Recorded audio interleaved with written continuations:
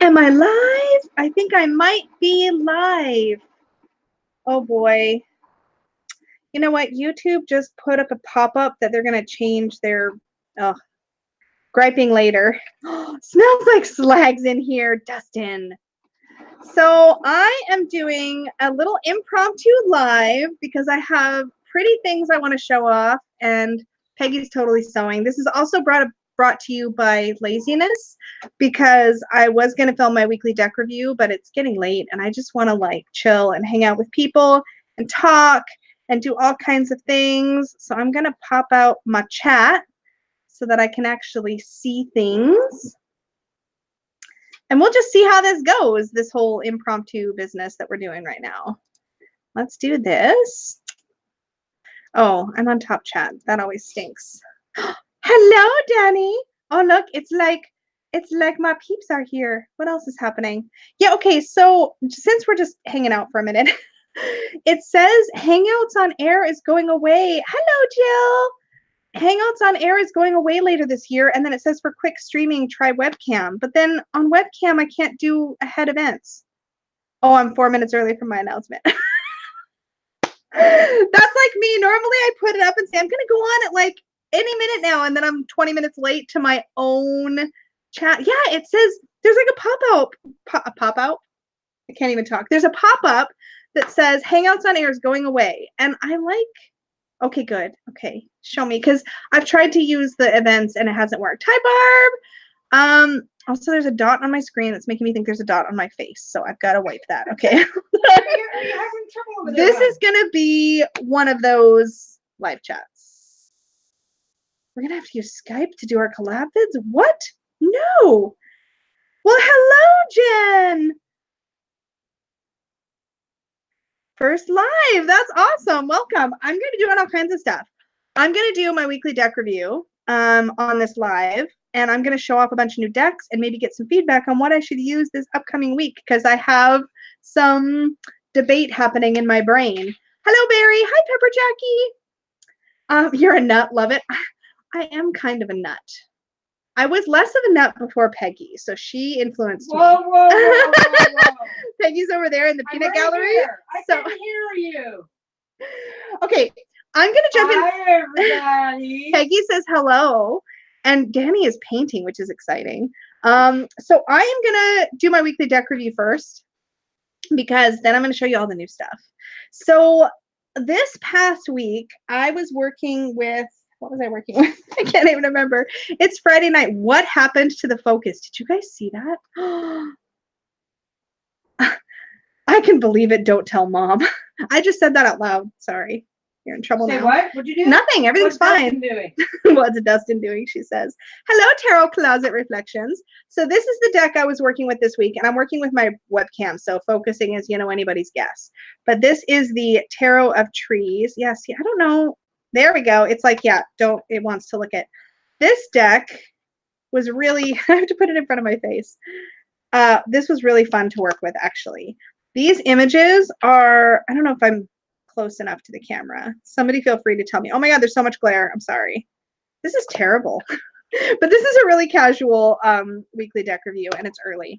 But I've actually really been enjoying this deck. I'm going to keep working with it through Sunday, and then I'll be flipping over to my new decks. Look at this 8 of Swords. Isn't that perfect, though? I know it's a little fuzzy, but like you get the idea. These are very, very glossy, and they are also... Oh, hi, Molly. Long time no see, girl. I edged this deck in black. This is super classic Rider-Waite-Smith. Like, look at this 4 of Swords. Like, this tree's just having a little chill out on those swords. Love it. This is super fun, and I think I'm going to be using this deck primarily for earthy energy. I don't have salt and vinegar chips. Oh, in case anyone was wondering, I really want salt and vinegar chips. I do not have any of those either, but I do like them. They were an acquired taste. I used to hate them. Now I love them. So anyway, this was great. I really enjoyed working with this. I will definitely enjoy having it. It's really fun. And can we just talk again about the adorable bag that Peggy made me for it with, look at that. It's all embroidered with this really cute heart tree and all the little heart leaves. Isn't that the sweetest thing you've ever seen? I just love it. Oh, hello, sis. This is the, yeah, just rando live. I just mostly lazy. I don't want to film a weekly deck review and show off my new deck, so I thought I'd do it all at once. This is the Tarot. Oh, I didn't even say the name. I'm such a jerk. This is the Tarot of Trees. And I don't have the artist card handy, so I can't remember the artist name. But if anybody wants to throw a link in or something, that would be awesome. Sorry, I stuffed up the name. I swear my notification said it was Jen from Balanced Tarot. You won't be the first one that has happened with. Yeah, this bag is amazing. I know. I'm just like, I just want to pet it. But I've actually developed as if it's super fancy, but I've actually come up with a elemental reading, like an elemental spread that I'm going to be using, where I'm going to have an earth deck, an air deck, a fire deck, a water deck, and a spirit deck, and pull a couple cards from each one as part of a bigger spread. So that's pretty exciting. Anyways, this was good. This was great. Happy about this. Can we have a conversation, though, about this Magic and Mediums Oracle deck?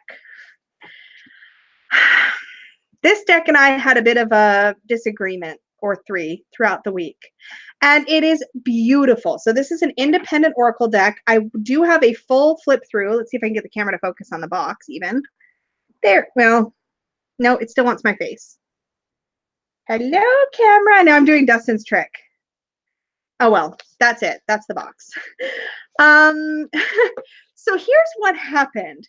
I got very excited about this deck when I first saw it for a bunch of really good reasons. Look at the inside of the box. It says use your magic. I love that. And the inside of the lid says find your magic, which I also love. The card stock is incredible.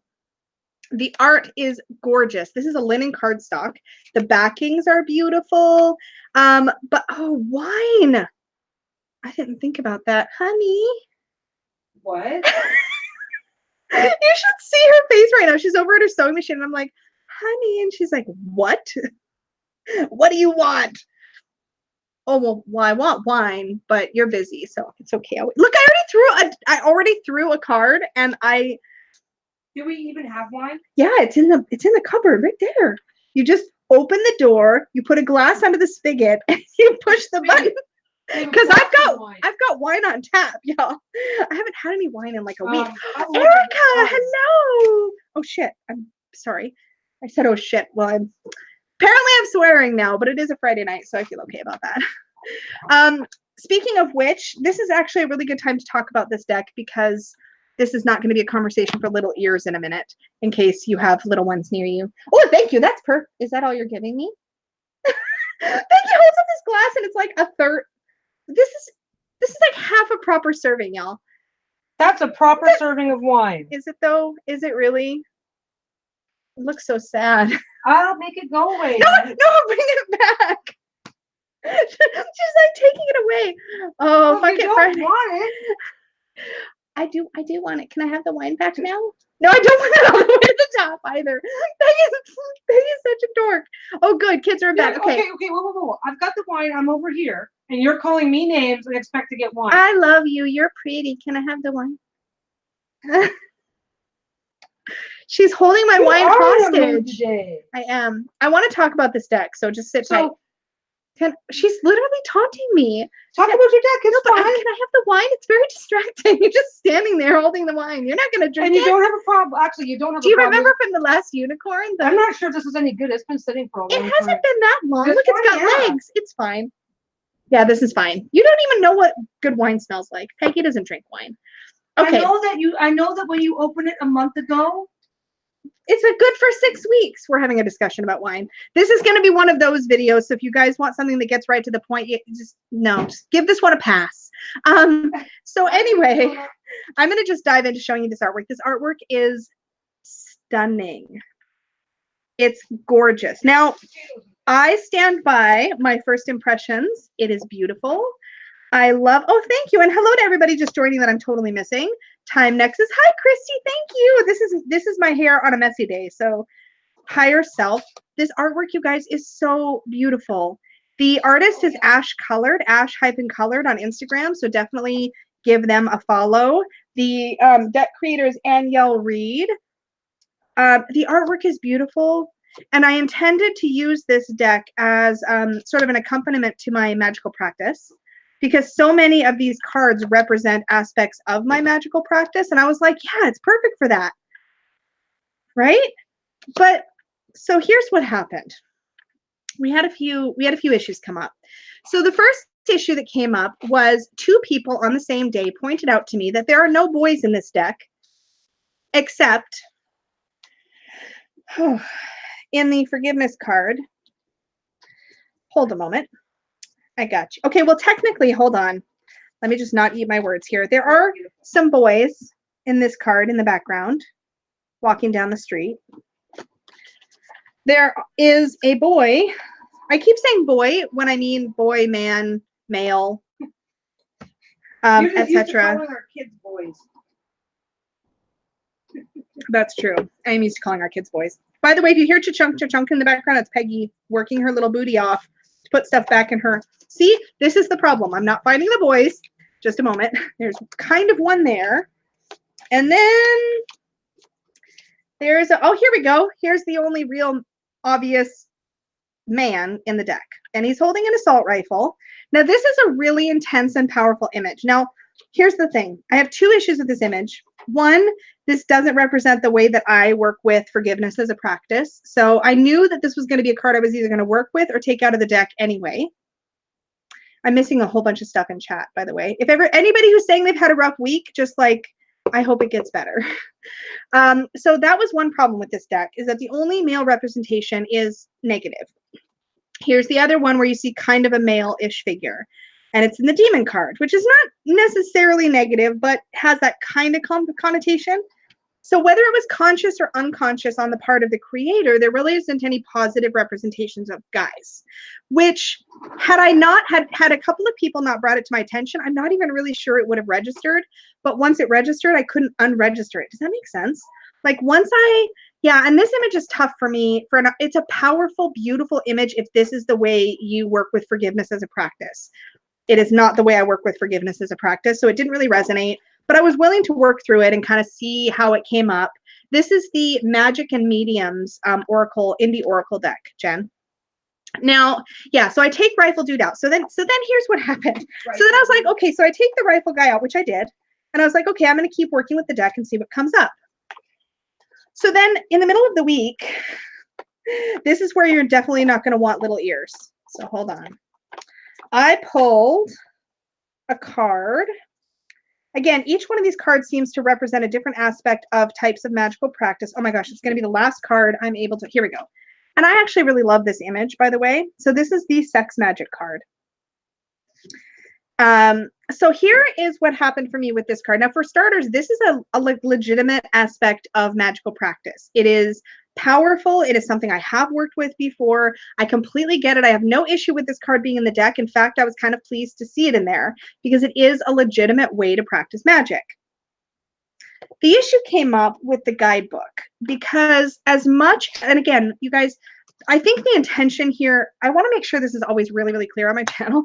The intention with this deck is beautiful. Everything here is wonderfully put together. It's very high quality. It's wonderful cardstock, wonderful art, great like messages and things like that. But the problem I had was that some of this stuff just did not resonate with me. And what came up for me with this card was men all think they have a big ... demon. Okay, so what came up for me with this card was when I went into the guidebook, and it's funny because, okay, so let me start off by saying I consider myself to be somebody who's extremely sex positive, who's very open-minded, completely cool with nudity, and I've looked at getting some really naughty decks before. Like, I mean, I'm totally fine with all this stuff. But those with delicate sensibilities. So in the introduction, in the guidebook, there's quite a lengthy section here that talks about how to work with this type of magic. All good. In the beginning, it talks about the power behind the orgasm. Perfect. Makes sense. That's kind of how this kind of magic works.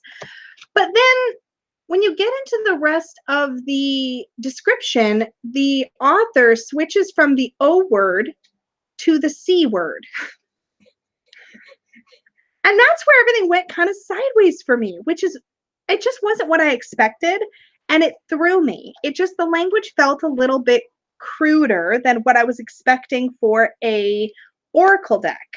Hello, Hecate's Crossing and Sacred Keep. Hi. I don't think Sacred Keep, have you ever made one of my chats before? Hello and welcome.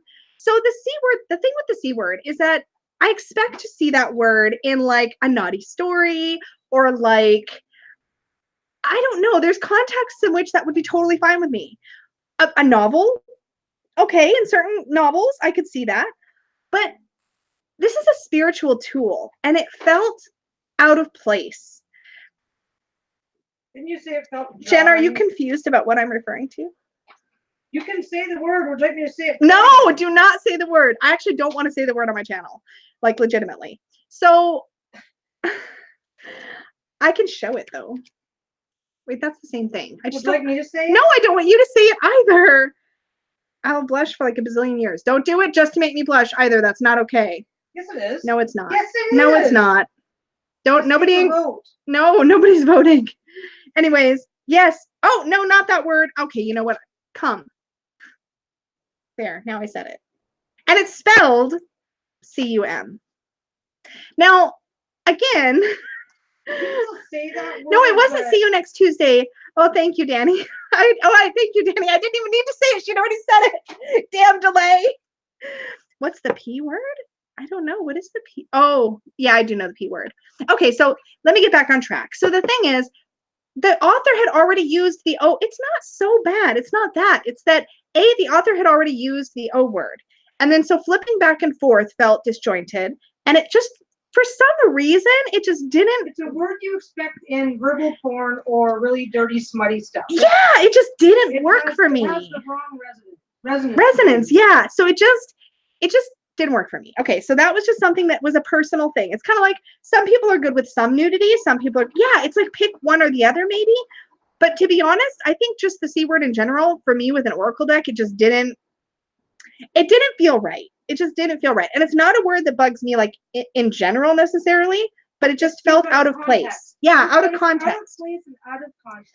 Okay, so sorry, hon, I'm helping by saying back some of the Peanut Gallery, all good. This is what you said to me when you first saw the card. This is the Magic and Mediums Oracle deck. Now, again, you guys, this deck is beautiful. These are little, like, niggly things that just, I think, it's personal, right? Like, this stuff is personal. And either is going to resonate with you or not. Now, I could just not look at the guidebook, and this would be super awesome. Except for, I think partly because once I saw that there wasn't the balance between masculine and feminine. Hello, Nina, and you're here because we're good in Australia time. I keep forgetting I can actually come on live at these funky times, and it works for some of you. Because I always am like, nobody's going to be able to come. Have more wine, it will all be better. You said the C word. Peggy is such a dick. Yes. And thank you, Jill. I do think it's kind of a big thing because it's if you have, to me, the way I was wanting to use this deck, I really needed to resonate very deeply with it for it to do what I wanted it to do, which I really thought this was going to be a deck as part of my spiritual practice. So I think those little disjointed things just became a bigger deal. Dustin said, tell mom I said to behave. Heck no. That's what she had to say back. Okay, so let's move on. Just be glad I'm over here sewing and not in there chatting and saying all sorts of problematic shit. So for me personally, strike one, as much as I loved this deck when I first opened it, strike one was no boys that were in a positive light. And I couldn't unsee that. If I'd have never noticed it, it might have been fine. But a subscriber commented on my channel about that. And then also Dustin pointed it out. I was like, dang it. Oh, now I can't unsee it. And I love me some balance in decks, right? So anyway, so that happened. Then this card thing happened. And then later in the week, I think this was actually yesterday, and this was kind of like a final straw moment for me. As much as I love so many things about this deck, I was like, I'm going to be mad at you right now. Like, I'm a little mad at this deck. As beautiful as it is. Where is it? Okay, here. Nope, that's the wrong one. Okay. So again, there is a full unboxing, first impressions, and walkthrough of this deck on my channel if you want to see all the cards and stuff.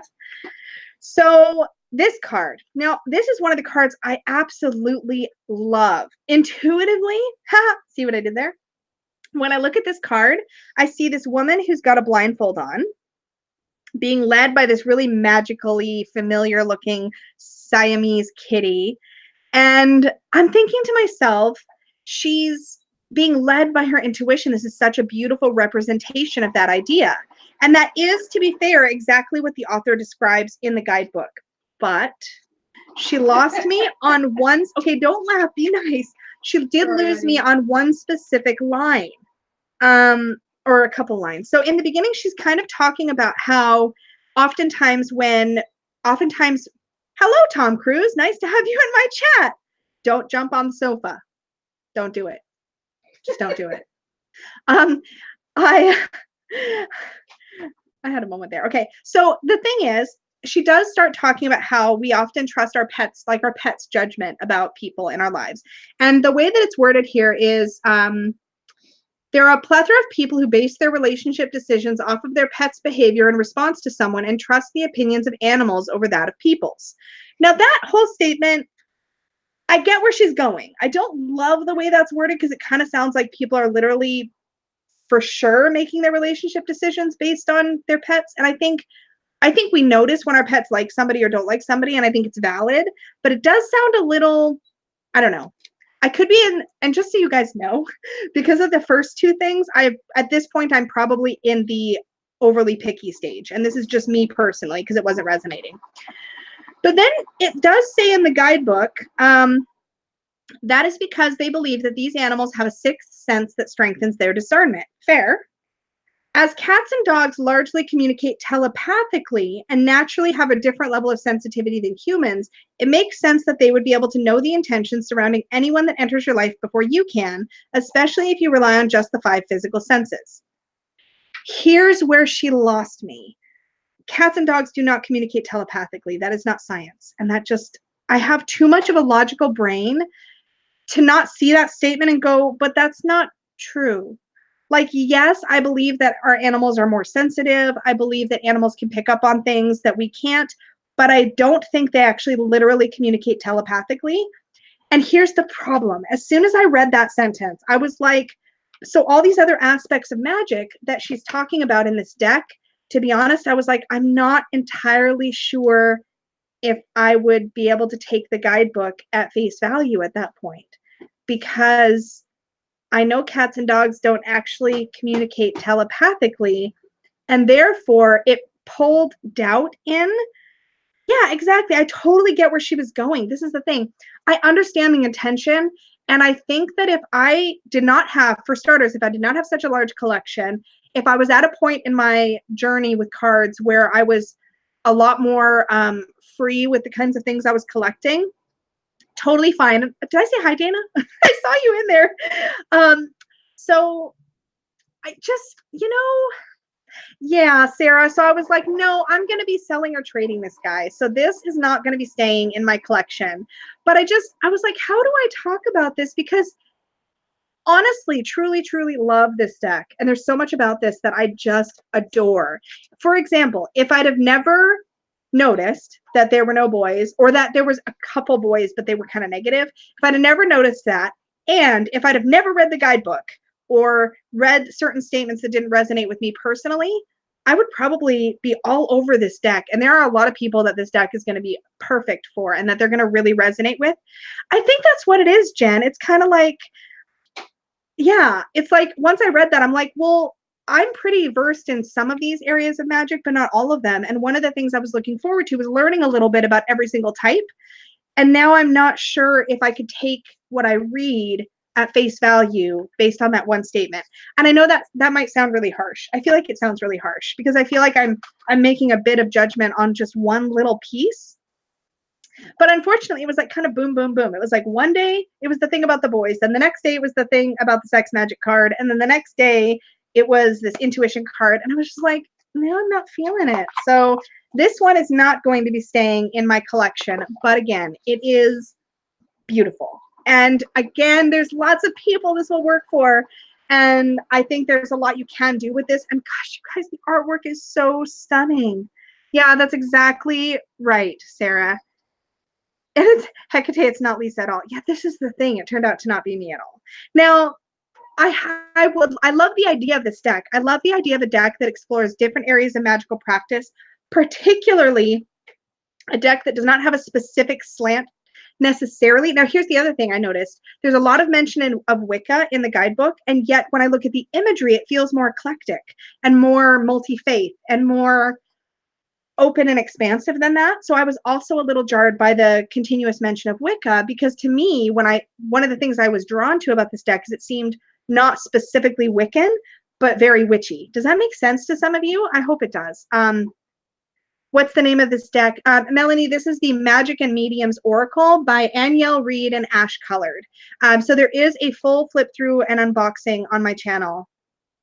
Yeah, exactly, Jen. There's pieces of art that I can totally appreciate, but don't want them hanging in my house. Yeah, it's kind of like that. Yeah, that's the thing. And a few people, after seeing my initial, and this is, I wanted to bring up another really, really valid point.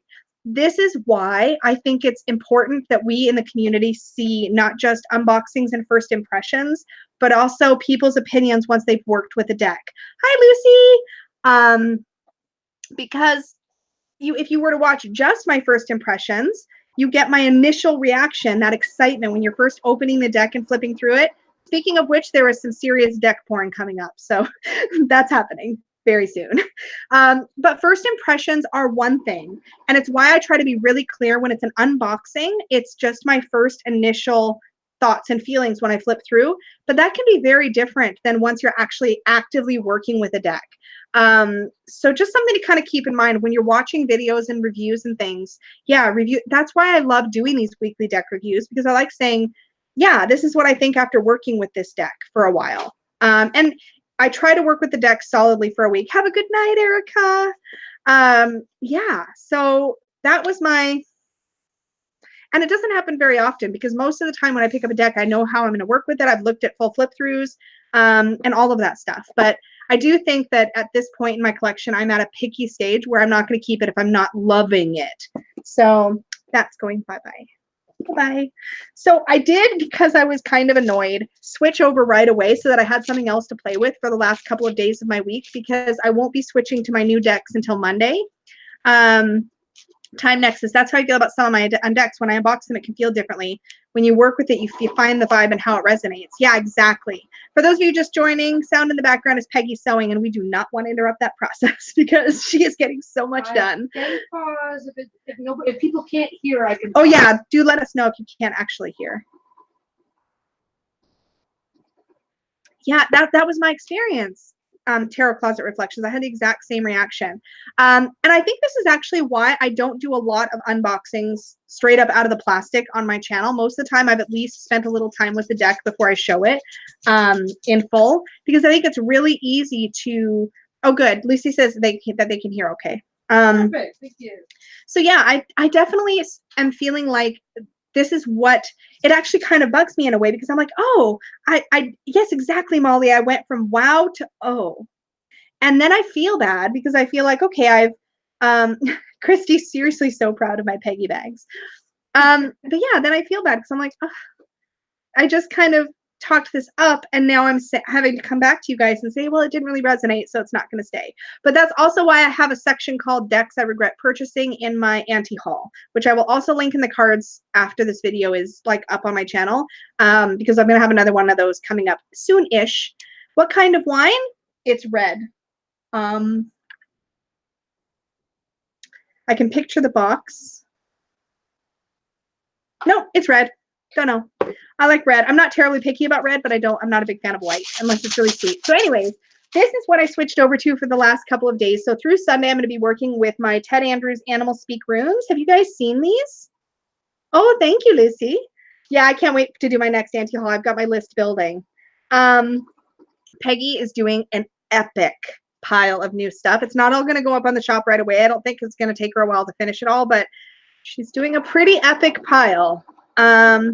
So this is Box, Cabernet Sauvignon, and Merlot. It's some kind of blend. I usually like blends. So like it's usually a Cab Merlot blend, or it's this one I think is a Shiraz actually. But I'm really not picky as long as it's not a sweet red. Oh, I can't wait to see your review on Illuminated Earth, Dana. Yeah, exactly, Time Nexus. I want to know how it's working for people, because I think it's really easy to have hype. Oh, yeah, sorry, back to these. Okay, so these are wooden runes by Ted Andrews. These are not talked about a lot, but they are wonderful. I have them in a holographic Peggy bag that used to have my Marshmallow Marseille, but that's going bye-bye at some point, so I took it out. And Sarah is drinking Cab Sauvignon. So these look like this. So they have a little animal painted on them. So this one is the, oh, come on, will you focus? Focus. Oh my gosh, seriously? Focus, you swine. Okay, well, whatever. This is a hummingbird, and it says dreams.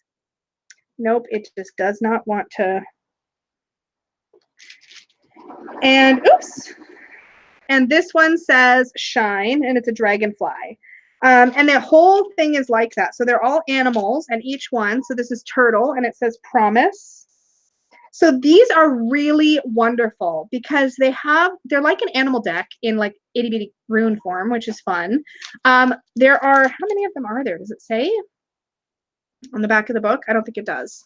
So I'm not 100% sure, but there's like, I mean, like they're all in here. There's probably a good 30-ish, maybe a little more. I don't know. I'm bad at visualizing, counting things. Like I could never do those jelly bean in a jar, and I'm throwing them. I literally cannot remember the last time I made a video and did not throw something. Anyway, so this one says horse and its movement. So these are really fun because they have animals, but they also have keywords, which if any of you guys have been watching for a while, you know that I love me some animal decks, but I need my animal decks to have words on them besides the animal's name. So this is really, really fun. The wood that these are made out of is really smooth, and it feels like probably pine, if I were to guess. This is the Animal Speak Runes by Ted Andrews. Now, some of you may remember Ted Andrews is the author of a book called Animal Speak that has been around for ages. And these runes have actually been around for a while too. Oh, not that long, actually. This is a first edition book, and copyright is 2009. So it's actually not as old as I thought. Hello, why, right? Did I say it right? I remember Aquaricorn, though, on the Cusp Tarot. We can keep each other in wine. There you go. So anyways, this is what I'm working with for the next couple days. I've worked with it a bunch. I love it. It's super fun. I did say it right. Why? If you guys have not watched Y's channel yet on the Cusp Tarot, go subscribe and check it out because he legit cracks me up. Like I thoroughly enjoy his videos. They make me smile so big. Okay. The reading cloth that I worked with this week was this cute little three-card spread shaped cloth that Peggy made me. It's got this starry night and then this really pretty embroidered, what do you call that? Dream catcher on that side. And then it's like a pretty blue kind of variegated color on the back. And yeah, 2009. I guess that's not super new. I guess it's 10 years old, but still. Makes me feel old to think of 2009 being a long time ago. Anyway, this is the reading cloth I used this week. This was perfect because the deck I was working with, the little tarot of trees, is really small. And the runes are small. It photographs beautifully. Loved it. I also love this fabric. It's just gorgeous. And then I picked up 4 new decks tonight. So that's what I really want to show you guys because I'm probably going to be working with 2 of them. I have not opened the plastic yet on these. So this is really exciting. And technically one of these is not mine. Technically one of these I bought Peggy because she needed a new deck because we really want to suck her in, right? Also, she has a hard time remembering the meanings of the cards, but she loves playing with them. So I picked her up this little beauty that I've recommended to people before. Oh my gosh. These are not very sharp scissors, and I'm going to wreck her new deck. Hey. I'm going to wreck your stuff, okay? Here. Can I have sharper scissors? Or a steak knife? Or a razor? Or maybe not a steak knife when I'm drinking wine. I'm not giving you anything sharp. What is that? But I've got 4 to open. You can't just... What are you doing? You're using a seam ripper? Now what am I going to do about all the rest? That one's not seam. Don't scratch my box. This is why I'm mean to you. Teeth, Apple says. I'm going to show you guys. She's just going to get the plastic started on all these for me. I got 4. Well, I got 3. Peggy got 1. But I still get to show hers. Anybody who sews, just get your stitch ripper and just go. Don't scratch the box. Just scratch the box. I didn't. Okay. It doesn't scratch the box because the back of And it. this one has plastic on the deck, so you have to, yeah. Okay. Oh, I have to undo the Okay, so this came about because I'm dragging Peggy right down the rabbit. Yep, I've been doing tarot for a really, really long time, but for some reason, 10 years in, and I still have a hard time remembering the names of the cards. So has anybody seen this little beauty? This is a US Games deck, and it is authored by our very own Arwen Lynch. And this is called Practical Tarot Wisdom with the Radiant Rider-Waite deck. And this is really cool. Oh, and there's more plastic. There's more plastic. Are you gonna get me my own seam ripper? I'm gonna get you your own. I'm gonna get my own seam ripper. Perfect way to open I'm gonna show you guys cards if I can actually get it open. I think, Jen, that this is one I told you about when you were first starting, because it had just come out around that time. In the wrong direction. I know what I'm doing. I got it. Yes, I do. See? I did it. Oh, it feels really flimsy. That's okay. I'm gonna keep it. Okay. I'll give it back when I'm done. It's crap, but you're keeping it. Yeah. Is that where we're at now? Look at the backings. And you only have like 3 sips of wine. My God. I know. I'm a lightweight. Okay. So art card. Oh, this cardstock feels like nice and thick. I wasn't sure what to think about that. So there's a little art card. Oh, and this is super cool. There's like a spread card on here. Are you going to focus? Camera. Oh my God, this is going to be so obnoxious. Focus. I'm just going to throw cards in your guys' faces and hope that it knows. Don't worry. Why won't it focus? This is why I like to do videos on my tablet, because this freaking thing. Okay, well, whatever. There's a 3-card spread on here. Yeah, I cut my hair off. I have enough to donate, so I'm sending that off to Locks of Love. Well, it's actually a BC version of that. It's not focusing at all. I know it's not behaving. Anyway, this is just a past, present, future spread card, and it explains how to do that, which is kind of cool. But here's what's neat about this deck. Oh, see, I'm trying to throw them already. I'm not going to try to show you any text because that's not going to work. It's probably perfectly focused, but we're all drinking. That could also be. Oh my God. So what this is, see, it's just not going to focus. But you have your Radiant Rider-Waite Smith card. See, it's like it focusing on my hand. And then you have a little write-up next to each card about what it means. So, for example, on the High Priestess, it says, "What secrets wait to be uncovered? Who has the knowledge? Your message here is to look at all the possibilities, then listen to your higher self. The riddle for today is, how do you trust your own intuition? When you ask the right questions, you will find the answer buried in your own heart." So there's a write-up like that on every single card. Oh, thank you, guys. Yeah, it's like flashcards. Exactly. So Peggy is going to use this to practice and get to know, like, so because she reads really beautifully. It's just a matter of remembering what cards mean what, right? So I remember certain basic cards, but for some reason, yeah, there's some just don't. But the cardstock, this is US Games, so it's got that really nice cardstock. This is fantastic for a beginner. I legitimately cannot not throw things. Double negative, but there you go. You had a sip of wine. Yeah. But I throw things stone cold sober. It's just what I do. When camera comes on, I'm gonna throw something. So anyway, so this is for Peggy to play with. Thank you for letting me open your thing. It's in a really nice 2-piece box too, like a really sturdy, like thumb hole, and it's a nice size. This is like a poker size deck, I believe. Okay. So yeah, more wine. Yeah, right. Okay. More cards to show you guys, and you can help me figure out what I'm going to work with next week. Although I think I know, but oh, now it doesn't even know where my face is. Buy cards, Lucy. Oh my gosh. Are we all still with me? Am I losing? You're probably dropping like flies because it's getting late. Okay. Here's what I actually went to my local metaphysical shop for. This Ancestral Path Tarot. So this, because I'm in Canada and this is a US Games deck, I have to wait for frickin' ever to get this stuff up here. Amazon Canada does not have it. I'm pretty sure Amazon UK has the same problem, but could not get. So I asked my local metaphysical shop, which, pro tip, if there is a deck that you really want to get and it's available in a different country, or it's available but just not on Amazon or whatever yet, contact your local bookstore, your metaphysical shop. Most of them have direct connections to the publishers and can order direct. So that's what she did for me. And this is like a ginormous, that is my face. This is the deck. This is a ginormous deck, but I'm actually really excited about this one. Dustin, yes, I know. And your walkthrough was actually what sold me because I had seen, oh, there's more plastic. Why did they do that to us? It is in a tuck box. Okay, publishers, if you're going to do a tuck box, can you put a thumb cut out here? And can you make it so this top part folds down a little, like in the Oracle of Echoes, please? Can you do that? This is the world card, by the way, which is actually based on an image of the Earth from, oh, Dustin probably knows. Dustin knows. What is exciting about this deck, and I'm actually, that's what the backs look like. I got to get the plastic off. What's exciting about this deck, and I'm hoping the little white book.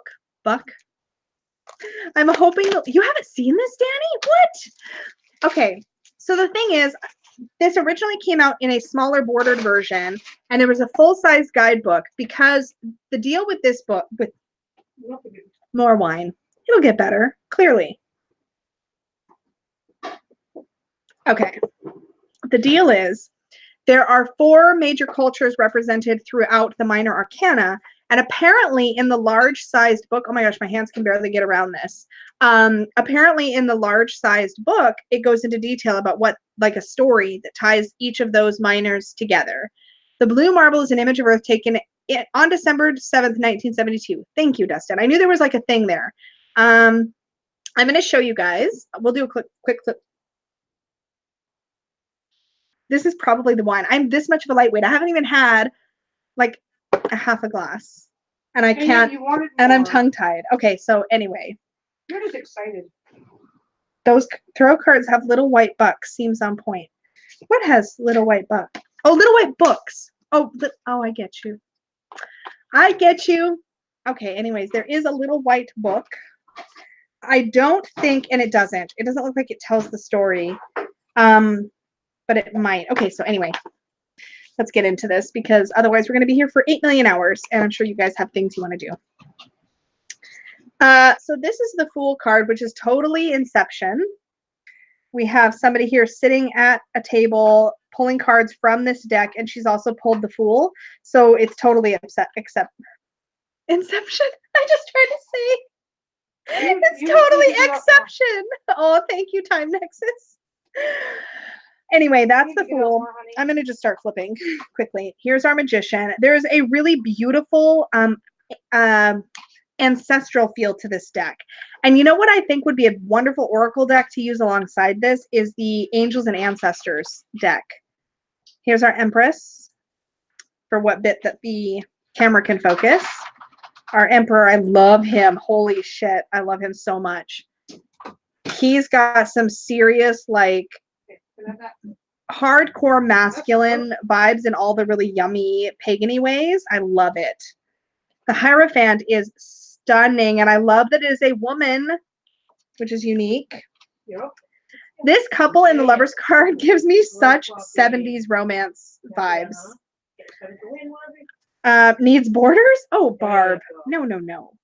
Love the Chariot. This is my birth card, so I tend to always pay pretty close attention to this one. I love this. And I love that there's no reins. I love, this would be an amazing deck for path working. There is our Justice card. Thank you for feeding and insulin shooting the dogs. Dog. Look at this Hermit, you guys. Is this not the most stunning? Because you're busy. So I'm not going to do probably a really, oh my God, this Wheel of Fortune. Okay, so I have a question because Dustin's in the room and he'll probably know, and some of you guys might know as well. I was at, Peggy and I went to, where's my phone? Here it is. Okay. Peggy and I went to a gem show a while back. And while we were there, there was a device. What was that device called? That antique time thingy. Looks like a sundial, but had multiple. What did you say it was called? Astrolab. An astrolab. It was the coolest thing, and I kept meaning actually. Antique astrolab. I have no freaking idea how old it was, and it was from like I think it was either Japan. I think it was from China. Okay, let me show you. I'm gonna. Because we can do squirrely on these crazy late night lives, right? Yeah, we can. Yeah, we can. Because I'm the boss of me. I'm the boss of you. Well, you're the boss of me too, but this is No, I'm the boss of you. Also, be nice. No, a little bit. Okay. As long as you're blushing, I'm good. Hold on, I'm gonna find this picture for you guys, and then see if my camera can focus on my phone. That ought to be interesting. Ah, here it is. Okay. Let's see which way I turn that. Okay, so here's, can you guys see that? So look at that. Is that not the cool? And it was all these zodiac all the way around it, had these zodiac images. I know this is like terrible to try to do this on my phone right now, but look at this. It was the coolest. Like, there's Gemini. I don't know if you can see that. Oh, it doesn't focus very well, but that's like a Gemini. Oh my gosh. It was so freaking cool. That is an astrolabe, right? Okay, yeah. Yeah. Anyways, I just thought that was the coolest thing. That's what is in this Wheel of Fortune, I'm pretty sure. We get this idea of Saturn, of course, in the background. That is Saturn, right? Watch me be totally wrong. And then, yeah, this just reminds me of that astrolabe. Anyway, that was such a rabbit hole. And I've got more things to show you, so don't go away. There's Strength, which I freaking love. Yeah, this would be an incredible deck for path working or for ancestor work. The Hanged one is really interesting, especially when we think about things like patience, when we think about perspective, when we think about even just suspense. Really cool. This Death card. Just remember, y'all, first impressions. What have we learned today? First impressions, for sure. Look at that. Oh, this devil. Are you all done? I'm actually really glad that these images are so large. Also, I love this tower. Love some good destruction in my tower cards. The Star. I will say that some of the perspectives in the painting feel a little tiny bit off to me, just a little bit. Nothing that's going to distract from using the deck. This sun is gorgeous. It's got some major Egypt vibes, but it's also that bright illumination. I love it. And this Judgment card has probably just sold me on this entire deck. Wow. Okay. She's like moving up, but she's reaching through this like mirror image of herself. That is so beautiful. I'm sorry, I'm missing so many comments because I'm just like staring at this deck as I hold up the images. So feel free to @supportive tarot or all caps if you really want me to see something. Okay, so now we're into the minors and it looks like they're going to go backwards. So we're starting with the King. Now there's a thing about this. So the swords is like an Asian culture. I'm just going to pull up because I believe the courts represent specific people. But let me just see. Yeah, okay. So the King of Swords, oh my gosh, I'm going to slaughter this name. The King of Swords is Izanagi, Z for Americans, Izanagi, Izanagi. I wish it told us more about who that is, but that's who that is. The Queen is Izanami, Izanami. Oh, come on. Don't unfocus. This is my face. Okay. You can do it. There we go. The Prince of Swords is Tsukiyomi.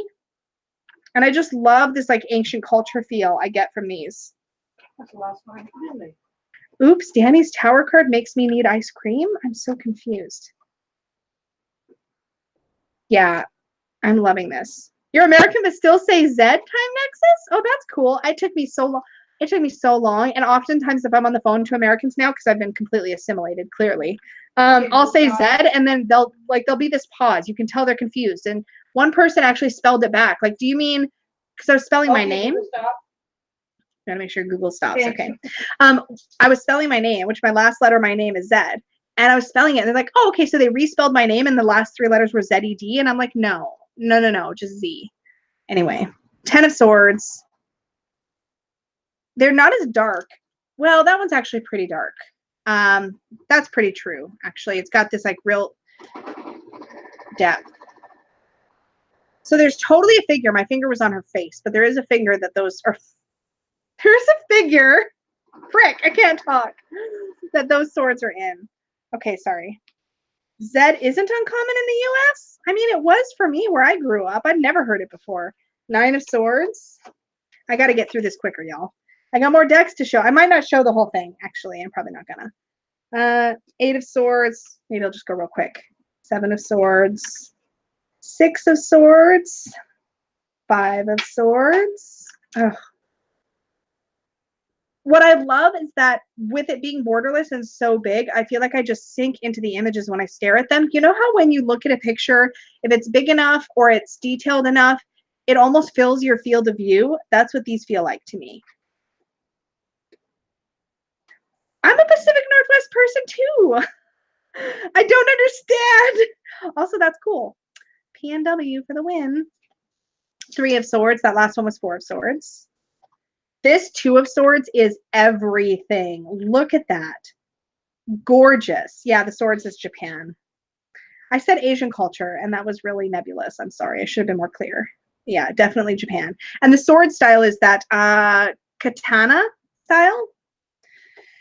Okay, so now we're into the staves, and we're into Egypt, which is freaking stunning. So I'm going to tell you who this is. So the King of Staves, I believe, is Osiris. Let's see. Yeah, Osiris for the King of Staves. And of course, we've got Isis for the Queen of Staves, which makes perfect sense because Isis and Osiris kind of go hand in hand. Prince of Staves is, oh, who is that? Is that Anubis? Horus. Oh, I'm bad with my Egyptian peoples. Princess of Staves is Nephith. This isn't fair when I'm drinking wine. Nephthys? Nephthys? Nephthys. It's really, really beautiful. Okay, so look at the rest of the minors, though. 10 of Staves. Love that. The 9 of Staves. They're so beautifully Rider-Waite-Smith, but just so, they transport you. And one of the things I really love about tarot is the way that it can literally take you into a different world. The 7 of Staves is freaking gorgeous. Holy moly. I love that. Also, I've been saying holy moly a lot lately. I don't know where I picked that up from. FYI, I am very impressionable. So if somebody says something, just randomly, my brain will grab it and I'll obsessively say it for like a while until I pick up something new. 5 of Staves. 4 of Staves. There's so much happening here. So we've got like a pharaoh or somebody of royalty, it looks like, sort of lounging on this chaise lounge, and they've got some fruit, I think an apple in their hands, and somebody's just kind of kneeling next to that, just kind of like staring adoringly up at him. Holy moly is from the 80s. Well, I'm old, so that's not a surprise. Okay, 3 of Staves. Gosh, these are so beautiful. 2 of Staves. I've really got to do this quicker. Ace of Staves. There's more decks too. Got some fun stuff coming up. Hope nobody has to go to bed anytime soon. King of Cups. Oh, this is the one I'm really excited about. This looks like Arthur. This has got to be King Arthur, right? Let's see. King Arthur. Well, it just says Arthur, but that's King Arthur, of course. And this is probably Guinevere. Guinevere. How cool is it that the cups with the Grail and the idea of the Grail quest is literally the King Arthur legends? I am in love, especially when we look at the Prince of Cups, because when we think of the Knight of Cups, he's literally our Grail quester. Like, that's the whole thing about this character. And he is Lancelot. How incredible. And oh my God. Okay, you know what? Do you know who the Princess of Cups is? Morgana. And look at her forehead. She's got the little blue crescent moon. And if anybody has read The Mists of Avalon, which is one of my favorite stories of all time, this is super transportive. So I'm really, oh my God, I love the cup suit. Okay, I'm just gonna look at the castle. Throwing more stuff. Why? Why though? Why me? Okay. The 9 of Cups. Oh, it's like the round table and there's dancers and celebration. Oh my God, I love this deck. The 8 of Cups has Stonehenge. I just got goosebumps. That's the card, Morgana. I know. Oh my gosh. I was excited for live on Facebook, then forgot about it. Oh, hi, Monica. That's okay. There's lots to go because I have lots to talk about. 7 of Cups. This is probably not going to be the most rewatchable live ever. 6 of Cups. Oh my God. This looks, oh, this, you guys, this cup suit. Okay, cups. I'm a water baby, so cups are definitely my Yes, you saw Dustin's review, Dani. Definitely. 5 of Cups. I want the big book. I might have to hunt for it used somewhere and see if I can get it because I want to read the stories. I want to read the artist's perspective on these cards. 3 of Cups. Oh, that's like Guinevere, Lancelot, and Arthur. And how much is there to read in that image when we think about the 3 of them and the complication in that relationship? It's not so simple. Everybody's coming from a different background with different perspective and different motivations. And oh, there's so much to read here. Look at that image. And my ace is overflowing. Ticks all the boxes. We're good. Oh, I'm sorry. There's one more suit. Of course there is. It doesn't just end at cups. This is the Ancestral Path Tarot deck. Where's the box? That's what the box looks like. It's a new reprint from US Games. It used to be available in a bordered version. So King of Discs, and this is going to show some beautiful native culture, which I am all about. Let's see. Let me get to my book so I can tell you who this is. If I would, the pages need to stop sticking together. I can't do this with wine. Okay, there we go. This is Grandfather Thunder. Oh, I want the big book. I want to read about these characters. The queen is Grandmother Moon. Oh my God, look at the moon faces behind her. And this child she's watching over, and look at her face. She's like everybody's like most amazing, perfect grandmother ever, ever, ever. Yes, Barb, look at the original. I think you can still get it if you look on Amazon. I don't think it's too insane prices, but watch me be wrong. The Prince of Circles, I think it's Prince of Sacred Circles. I think it was saying discs, but it's Sacred Circles, which is perfect. The original printing of this deck, Jen, came with a large book that had a story for each of the suits. It's in your metaphysical store. Is the new one, this version, Monica, or the original with the book and the borders? The prince is father's son, and look at that sunbeam behind him. Oh, this is so gorgeous. And the princess is Mother Earth with the corn and I'm sorry, but literally my personal keyword for the Queen of Pentacles, which this is the same as, is nourish. Because the Queen of Pentacles is that she's that mom-like figure that's going to make sure you've like eaten food and drank enough water and aren't overdoing it. You know what I mean? Like she's like that practical, tangible, take care of you kind of mom figure. And okay, so this is the princess, but still, I'm just saying, this is the princess. This is not the queen. I should not try to be intelligent while drinking wine and showing off deck porn. Oh, Sarah, I don't need another Benebell deck. No. But the Vitruvian is beautiful. It is beautiful. Okay, rest of the Sacred Circles, and then we're going to move on to a new deck with a totally different vibe. So the 10 of Sacred Circles. Look at the yurts. This is everything. If anybody knows, I have been obsessed with yurts for years. I told the 2 words that I love, yurt and poof. So a poof is like I think it's from India. I'm not sure. Watch me be totally wrong. Take with grain of salt. But it's like this cushy chair you can sit on. And I've told myself for a long time I was someday going to have a yurt and I was going to have a poof in it to sit on. Poof is a French word. Yeah, but the poofs I'm talking about are like Moroccan or something. Moroccan or Indian or something. It could be the French 8 of word Sacred for Circles. that type of chair. And she's making drums, which is so freaking cool. Oh, you guys, no, I don't need it. I have not yet bought another edition of a deck I've owned. And I've been tempted with both the Marielle and the Spirit Keepers. Sorry, I'm looking at 7 of Sacred Circles. With the Harvest here, I'm looking at it and then showing you because I'm apparently greedy. I actually did Jacob's report on the yurts when he was in college. First of all, cheater pants, tell him I'm going to tell. And secondly, yurts are amazing. Someday I'm going to like go on a trip where you camp and you can like rent a yurt. And you can sometimes, yeah, anyway, 6 of Sacred Circles. I'm such a squirrel. We're going to be here for a while. 5 of Sacred Circles. Oh, and this one hut kind of separate from the rest. And you kind of wonder, why are they outcast? Why are they so far away from the rest? Oh, okay, I got to stop talking. 4 of Sacred Circles. Molly, that's all I do. Buy various editions of the same decks. Yes, it does feel very nurturing and wise. I'm going to work with this one this coming week. I think. I don't think I can wait. This is giving me so many good feelings. I just can't. Oh, this 2. I really, really need to find the book. Yes, I will show the box again. And this is the ace. And that is it for the cards. And this is what the box looks like. The original has the exact same box design, but it's smaller. So the original deck was actually quite a bit smaller than this and had borders. But I will tell you, when I picked it up I saw it at Northwest Tarot Symposium. They had the original version, and I actually thought it was the reprint, but it wasn't, and it was bordered. The artwork, when it's smaller, there are so many details that the camera's not picking up.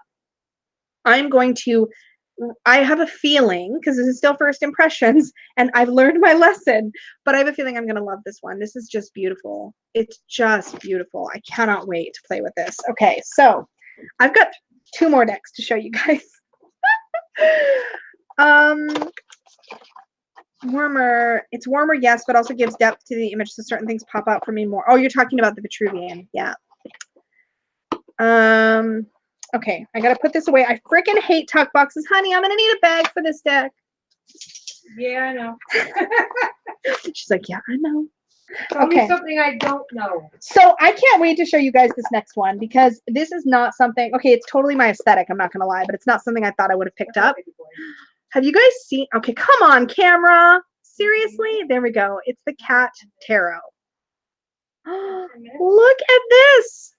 I'm pretty sure this is an indie deck, but it was at Reflections, my local metaphysical store. And I was like, I'm going to just keep saying my local metaphysical store. First of all, thank you, honey. Peggy's doing all the pet things so I can do this and hang out with you guys. Look at the backs. You owe me. I owe you. She owes me. Don't let her forget. The backs are really, really cute. But you guys, this deck is so adorable. Okay, so here's the little guidebook, and it's pretty chunky, and it looks like it has black and white images of the deck, of the cards inside. Does it do that all the way through? No. Okay, so in the minors, you get itty bitty text. Yurt Gateway on Bowen Island. Hi, Tammy. There's rents. You can rent yurts on Bowen Island? Well, that's intriguing. Okay, my store seems to have this one. They just got it. Which one? The Cat Tarot or the Ancestral Path? I'm guessing Ancestral Path. Yeah, it's really new. This reprint is really new, and US Games, oh, I freaking hate tuck boxes. I hate it when you can't get the book back in because it catches on the lip on the bottom side. Yes, Getaways. Oh, interesting. Your Getaways, is that the name of the business? Well, I'll have to look that up. A bag with the dream catcher would be good for the Ancestral Path. You are right. Although I have bags with the dream catcher on it now, because I have my Crystal Medicine Oracle deck is in a bag with dream catcher. Maybe a drum. A drum would be really cool. Like a handheld drum would be really cool on the deck, on this bag. Okay, drinking more wine, and then I'm going to start showing Cat Tarot, because you guys, this deck is freaking adorable. It's adorable. Okay, paperback Palacios. I've been thinking about getting the Cat Tarot. Okay, you guys, I've had the worst luck with cats, but I'm more of a dog person, to be honest, but this deck is so funny. So this is the Fool, and it's like a Siamese cat, like sitting on the beach, and he's got, at least I think that's the beach, or he's sitting outside, and he's got like one little snaggle tooth sticking out. Oh, see, it's focusing now, kind of. And one of those ear flap hats on. I'm like, what? Here's our Magician.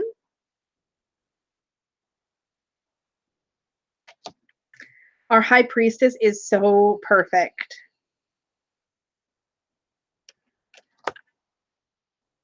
Yeah, I'm probably not going to buy it, you guys. Peggy, Lisa needs her glass refilled. She's walking the dogs for me, so I'm not going to complain. Look at the Empress. Like, all the symbology is there. This is definitely like a Rider-Waite Smith. Look at the Emperor with his cone. So I will own my crap. I literally knew this was going to be a novelty deck for me. I don't know if I'll be able to read with this seriously or not. We'll have to wait and see. But look at the Hierophant. The Lovers. I mean, of all the cat decks I've seen, this one is the most adorable, in my personal opinion. The Chariot kind of cracks me up. You know why? Okay, so it's totally static. It's just a cat on like a lounging chair, but the chair has little wings kind of painted on the upholstery. And for starters, two things I think about. One, I think about The Wishing Chair, which is my favorite childhood book of all time by Enid Blyton. I think I said that right. I'm sorry if I got it wrong, but it's on my shelf. Secondly, this makes me think of how this cat is like waiting. He's like wishing with his will to have whatever he wants brought to him, like the pampered kitty he is. Does that make sense? Hopefully it does.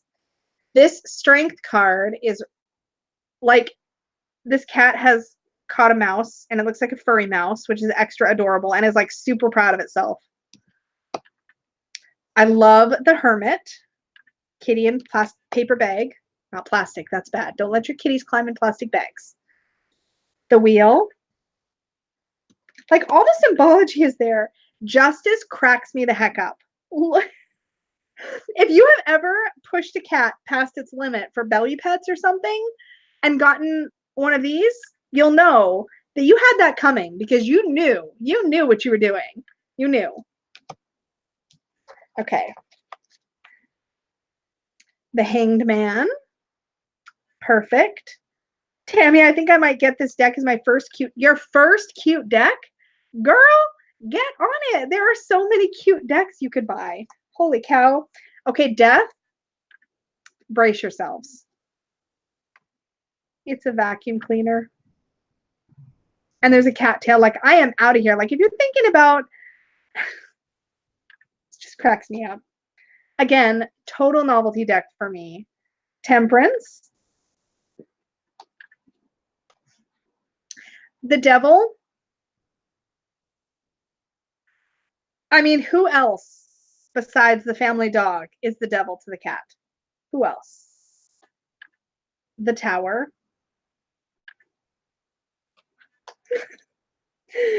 The Star is like everybody has had this asshole cat in their life, right?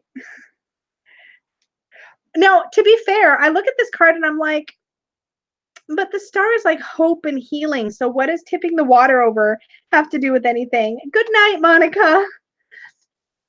I don't know. The Moon. This is perfect to me. The Sun. Look at this fat and happy cat. So good. Judgment. It is pretty precious.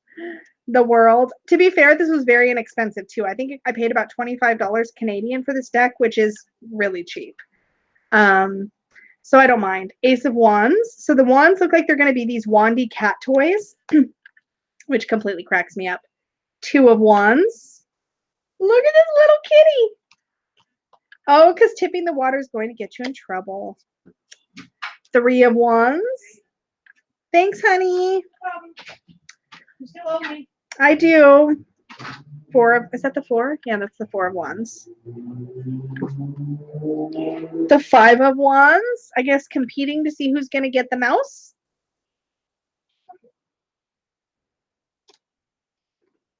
The 6 of Wands. The 7. The 8. I'm kind of wondering if I would trim this, but I don't think I would. The 9.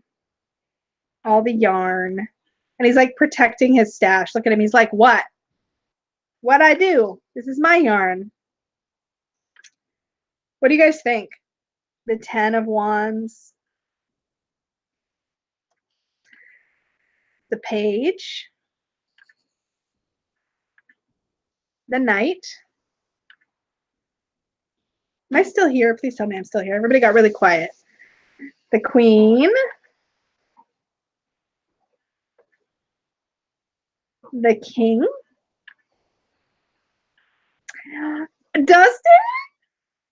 Will this be your first ever super cute deck?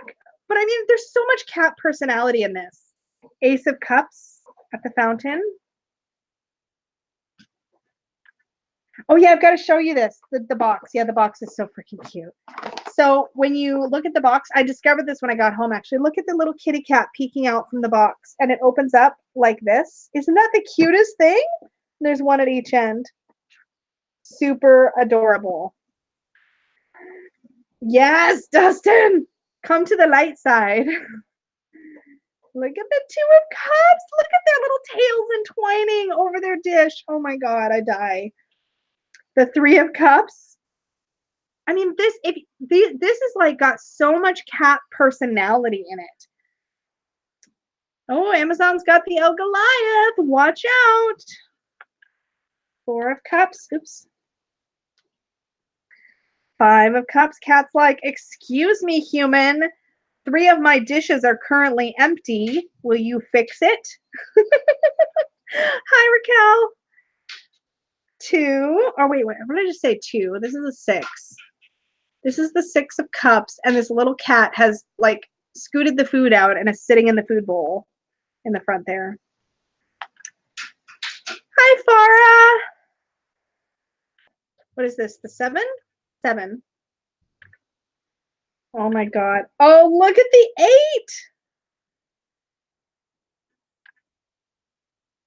I don't know, just flipping through this, how well I see the meanings, and I'm sure I'll see it better when I'm actually looking at it on my own. There's the 9 of Cups. Though 9 of Cups to me is always that contentment, and these kitties have clearly had quite the treat. Look at the 10 of Cups. Look at the face on this cat. Like, I have it all. It's so great. The Page of Cups. The Knight of Cups. This cracks me up, this deck. The Queen. The King. All right, so we're into it. Looks like claws for the swords. That page is great. Okay, Ace of Swords, getting their nails clipped. The 2 of Swords. Your cat deck now? Yeah, it's so cute. The 3 of Swords. I had a feeling you were going to get the most excited about that one to show up.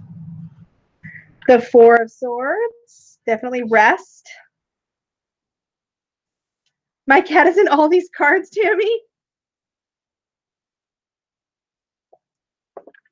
A crazy cat lady with one cat. That totally counts. The 5 of Swords. This cat legit looks like it's about to go do some damage to those cats back there. Like, it looks cranky. The 6 of Swords. I don't get this one. Oh, it's like it's just brought you its prey. I think that's what that is. You know how they bring you and they drop off the presents? Yeah. This 7 of Swords is everything. This was one of the cards that tipped me over the edge. It's like sharpening its claws. Like, I'm gonna come at you if you come at me. I'm ready. So perfect for the 7 of Swords. Okay, Tammy, are you ready for the 8 of Swords? Dustin, are you ready for this? Because this is perfect. Look at this fat roly-poly cat all with the toilet paper.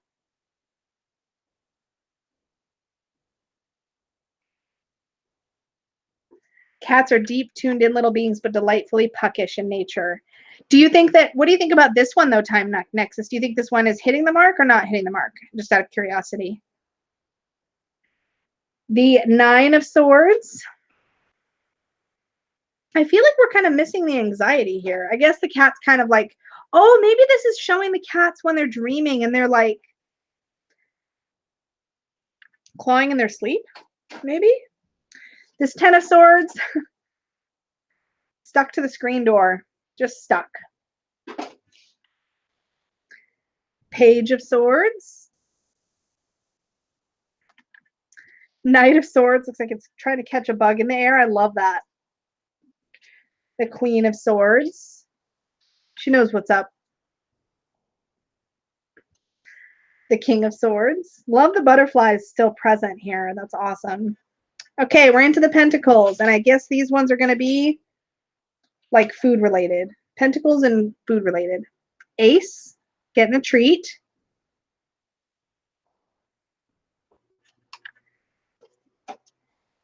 I'm just looking at the comments.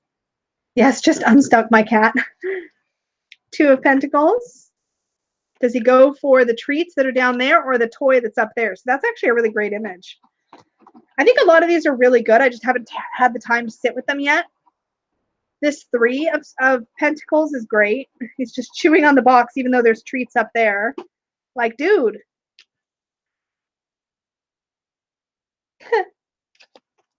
The 4 of Pentacles. So many treats. The 5 of Pentacles. I have a friend that will just love looking at this deck. The 6 of Pentacles. 7.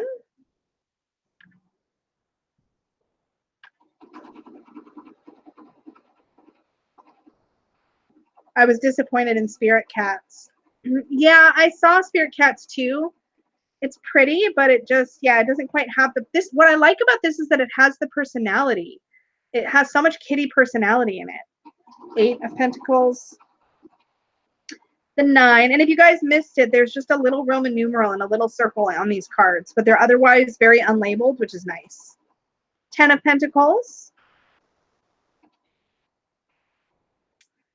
Take your time, Dani. Page of Pentacles. Which cat deck shows you from their view, like looking through their eyes? Is there one? I haven't heard of that one. Knight of Pentacles. Queen of Pentacles.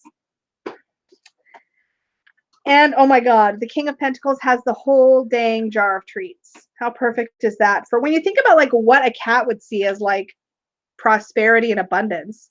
So these are really, really cute. And if I can figure out how to edge them without any bleed around, I'm going to do it in this, probably in this purple color. What is the cat deck by Joanna Nelson? That is called,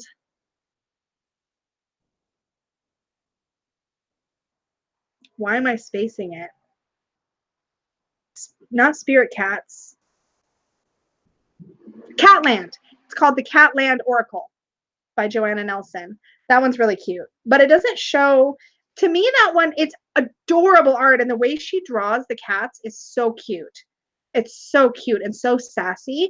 But I feel like there's not enough action for me on the cards for what the cats are doing. There's a lot of like different types of cats and then really wonderful messages. What I love about this is all the action happening. Like, this is so cute. This would actually be a really great deck for a young person just getting into tarot, like somebody in like that kind of preteen or teenage years, as well as just anybody who likes cats. So cute. Such a novelty. Not sad at all that I picked it up, but we will see how it actually reads. I won't have worked with it yet. I will say the guidebook has a ton of stuff in it, but it is not made for old lady eyes, because look at the size of that font. It's like itty bitty, itty bitty. So tiny. So tiny. But I can deal. I managed with the Game of Thrones tarot, and that has really tiny text as well. But yeah, look at the little peeking kitty in the box. And that's what the box looks like. And it's got this really pretty holographic foil on the front. So cute. Yeah, the text is really tiny. Sometimes I don't mind that because it means they squeezed more words in, but it's kind of a bummer. I'll probably need my reading glasses. Okay, so the next deck, last deck, thank goodness, that I picked up today is this beauty here. Has anybody seen this? This is from, I believe, an Australian creator. This is the Inner Star Oracle by the Darling Tree.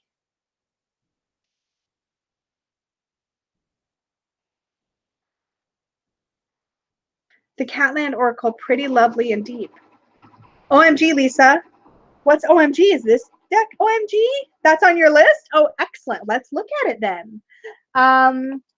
They had this in stock at my shop and I couldn't pass it up. She's really trying to bring in more indie decks, and I am all about that life. And so I'm like, yes, please bring in the indie decks and then I'll buy them all. Excuse? Not all. Some of them. Excuse? Peggy's having a little conniption. It's okay. She'll be fine.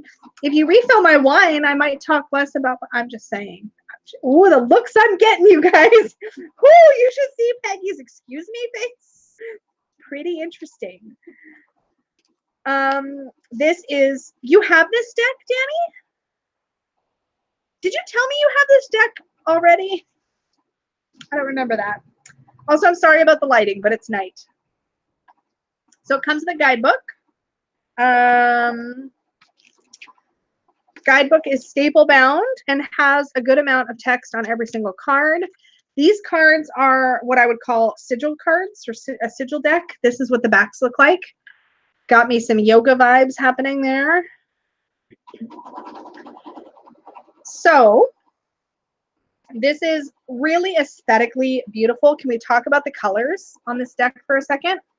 Look at these pretty, and it's washed out because my lighting is terrible. I should have moved this light behind me to be in front of me, but I was too lazy for that, so I didn't do it.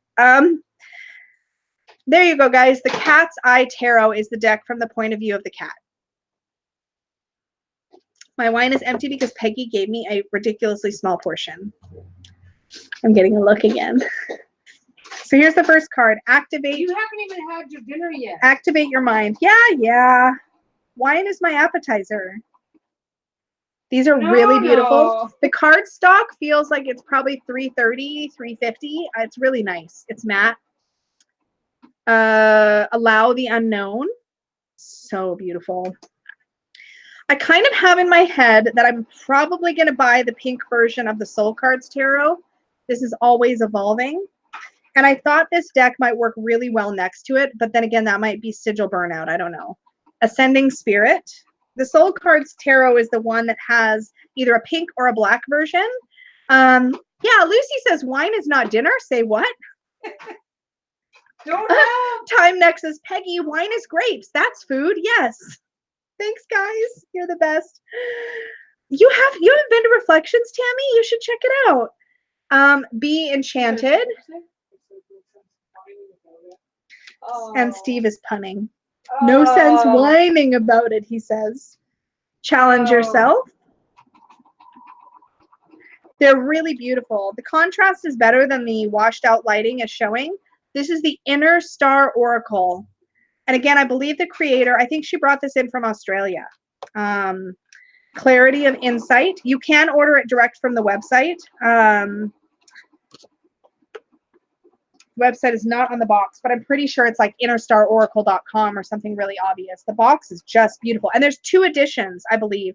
This is the Magic Edition. It was originally a Kickstarter. Co-create magic. And I'm loving the messages on these cards as well as the sigils. These would be really beautiful for meditation as well. Again, remember, this is first impressions. I have not worked with this deck yet. Create your reality. I love this image. Cultivate compassion.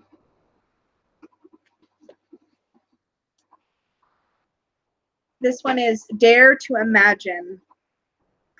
I love this. This reminds me of like Shakti. That's not right. Kundalini. Whew, that wine though. Diamond Strength. This is really beautiful. Elevate your mind. I have to peace out. Getting really late. Got to get up early in the morning. Bye, Dani. Yeah, it is like legit late. Embodied Knowing. And I don't know how long I've been on, but probably a while. I think like an hour and a half. So this is going to be a really long line on my channel, but that's okay. Embrace the Change. I'm Lisa, Farah. Jen is my sister.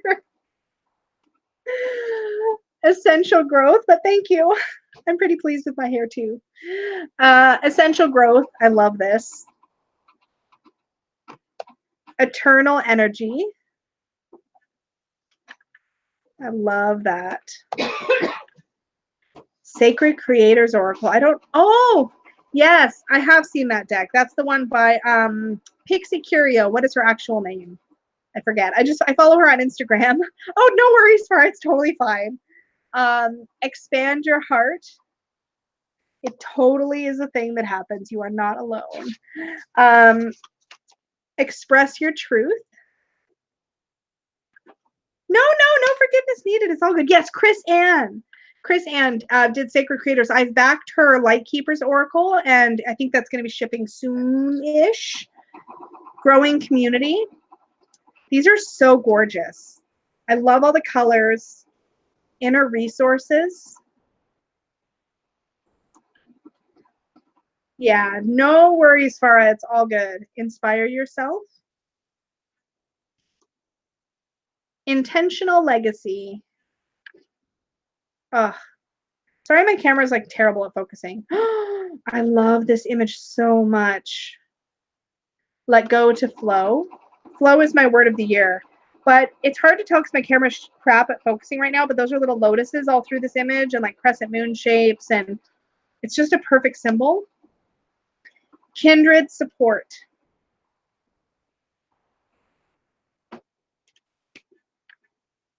I will check that out, Molly, in a second. Molly's asking, does she speak to how she came up with which design for which mantra or keyword? I'll see if there's like an intro in the guidebook that talks about it. This one is You Are Stardust, which I love.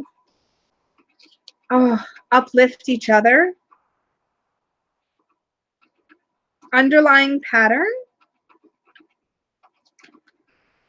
Unfolding lesson. Oh, I love that. I don't have any other oracle decks that have this very simple. I don't have any tarot decks like this either, which is why I was thinking of getting the Soul Cards Tarot as well. Transcend the limits. Good night, Y.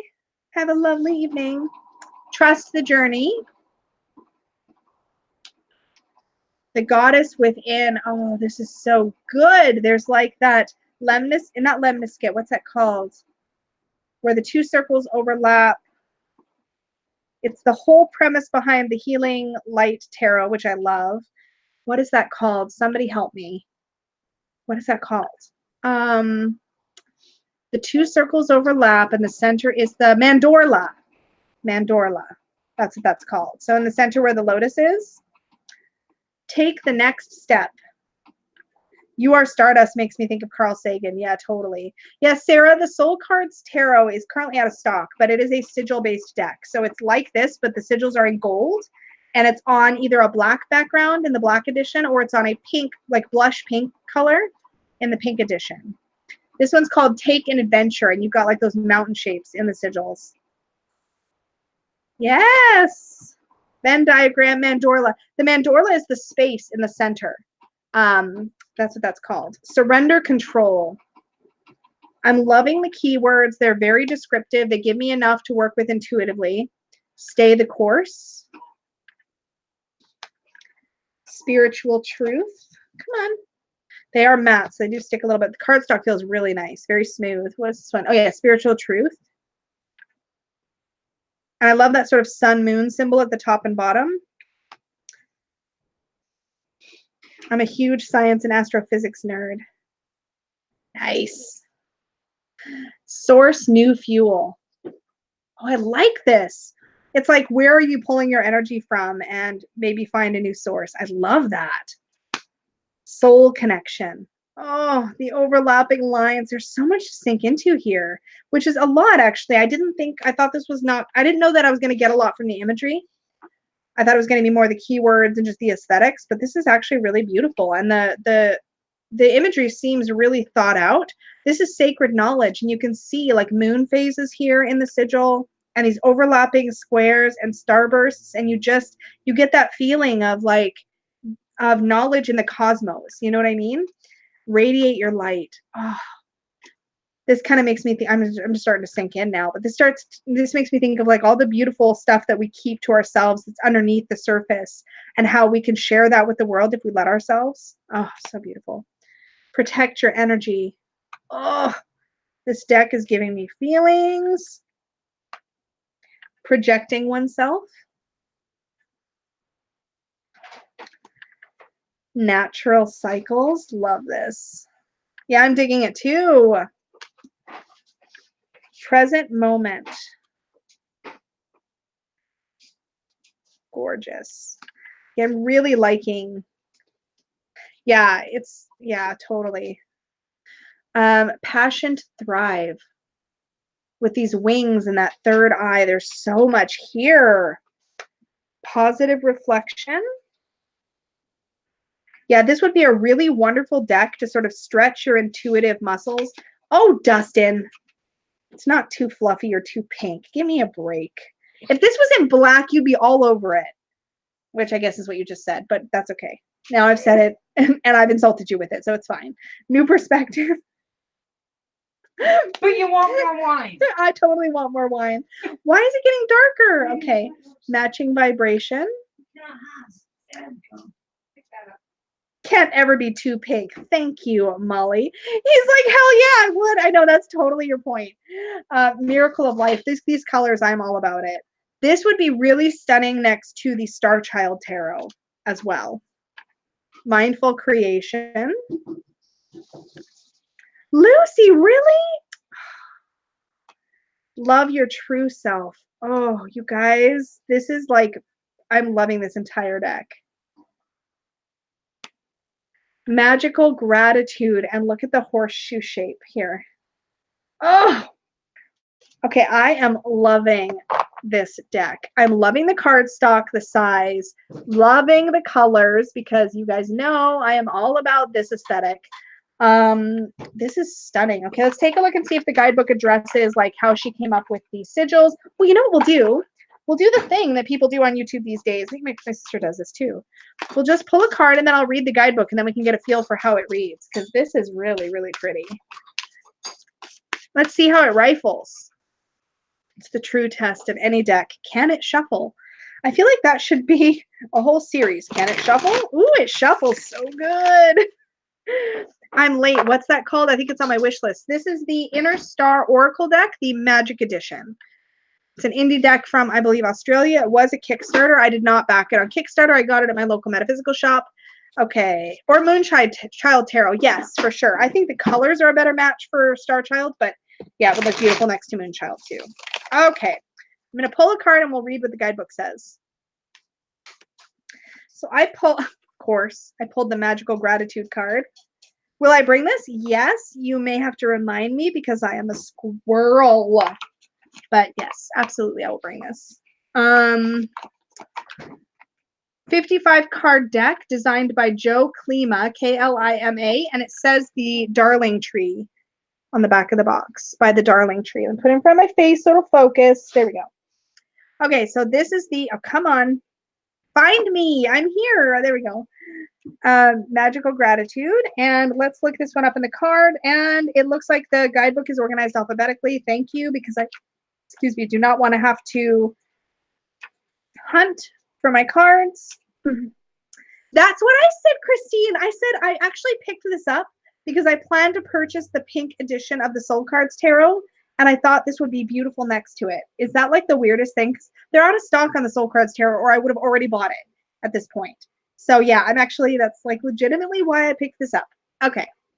Magical Gratitude. There are beautiful, oh, let me hold this here so you can actually see it. There are beautiful and magical things that want to materialize in your life. Stay open to receiving them and release any fixed ideas on how they will come to form. The things you remain present and grateful for will also multiply. So remember, all the good that has crossed your path, carry that feeling of gratitude with you and watch as the blessings unfold. And then there's an affirmation for every single card. And this one's affirmation is, I am grateful for each moment I have, every blessing in my life, and all the magic that is created around me. You guys, this would be so great to work with in a magical context.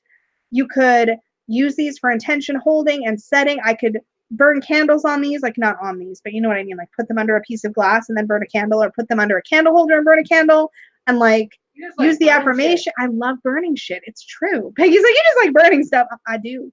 It's true. So let's look and see if the intro addresses like how she came up with this or any of that kind of stuff. Oh, look at this. Sacred design. Okay, I'll read it. Sacred design to journey to the inner realms of your spirit. Okay. I'm going to read you guys the introduction because why the heck not? The Inner Star Oracle is made for the magic seekers who know there's more beyond what meets the eye, who sense the guiding energies around them, and who dream of living a soul-fueled life.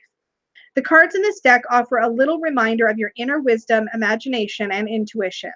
They are inspired by sacred geometry, the stars that guide us, the moon, sun, and all the elements that influence us, as well as the natural world and messages from the universe.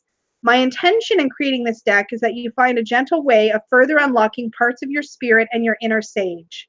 to help you in trusting that inner wisdom, serving as a tool to receive guidance from the spirit world, and to help you on the path of healing your connection to yourself. The creation of these symbols transpired while immersing in the divine energy of Bali under the magic of the Taurus sun, my sign. Each card has been intuitively channeled, the mystic symbols drawn and strengthened with other elements and meaning. Each one has been created to bring to light an aspect of yourself and to help you remember who you really are and what you're here for. The magic edition of the deck is also infused with additional elements and visual keys to offer an even more powerful energy with each message. And then it goes on to how to clear the deck. There's a 1-card reading, a 2-card spread, a 3-card spread, and then you just get right into the cards. The back has a about the creator page. That is it. Good night, Dana. You would so get this to go with your star child. I also really love the Work Your Light Oracle that has Danielle Noel's artwork on it with the star child and the moon child. That is beautiful. I love the way the guidebook messages are written, and I really, really love the artwork of this deck. So that is the Inner Star Oracle. So this is my haul, the Cat Tarot, the Inner Star, and the Ancestral Path. So I think I'm going to work with this deck next week, the Ancestral Path Tarot, and I'm not going to show it because I didn't grab it, but I think I'm going to pair this deck. Oh, shoot. Should I work with these two together just so I can work with them both this week? What do you guys think? They're not very aesthetically matched up. I was thinking of pairing this deck with my Tao Oracle and using those two together. Molly, okay, I'm buying this. You're welcome. Happy to help. What do you guys think? What do you think? Yes, work with them just to work with them, or should I pair this with Tao Oracle and work with this and Tao Oracle this week? And then pair this maybe with Star Child next week or something. I just broke your tarot buying hiatus. Should I be sorry or like happy? Hecate, I think Lisa's suitcase when she visits you is going to be huge. I have to leave space though because she's holding a deck or two for me, or will be holding a deck or two for me that I picked up from somebody else. No sorries. Okay, well, that's good. I don't know what to do. I want boats. Work with these two? Can I wait a week to work with it? Good point. Probably not. I mean, I know aesthetically they don't really match up, but they don't have to match. Peggy's like they don't have to match. And they don't. They don't. Yeah, exactly. Something new, honey. On the other hand, these two don't go together at all. So Ancestral Path with the other Oracle. I know. I don't know. Save it for soul cards. Ooh, but I don't have that deck yet. You know what? I think I am actually going to work with this alongside the Tao Oracle. I just don't feel like they have the same energy. Is that what somebody else just said? I think they work and vibe. They are both tapping into Sirius energy. You're right. But you know what? Let's pull out a couple cards and just hold them up next to each other. I think aesthetically I'm going to have issues. Hold on. Let's just see. I just grabbed. She's laughing at me. You just got an 11% discount by subscribing to her mailing list? Hey, pro tip if you're planning on buying this deck. Okay, so I don't. Hey, honey. Honey. What? Hanging on my Oracle racks, which are the ones deeper into the corner, is a red bag. It's like a plain red kind of shimmery looking bag. Will you please bring it? You want me to touch your stuff? Yeah. Oh, wow. It's like a deep red bag. We'll do a comparison. So that's what these two look like together. I don't know. I think I really want to pair this with Star Child, and I've had the Star Child on my list to work with again for a long time because I haven't worked with it since I got my Moon Child tarot. And I'm kind of wondering if I'm going to potentially rehome my Star. You did the right thing. Good. Thank you. Do I get a cookie? You get a cookie. Thank you. It's my Tao Oracle. You're going to have some honey-do list after this live. I know, right? Oh, my God. Okay. She owes me so much right now. Okay, so here's the thing. So all the things. I'm going to just pull these giant cards out here. Okay. They're going to have to get... Oh, I haven't shuffle tested this deck either. Okay, so I'm going to shuffle test this. I think I can rifle this. Oh, I can usually handle some big decks. You should see Peggy's face.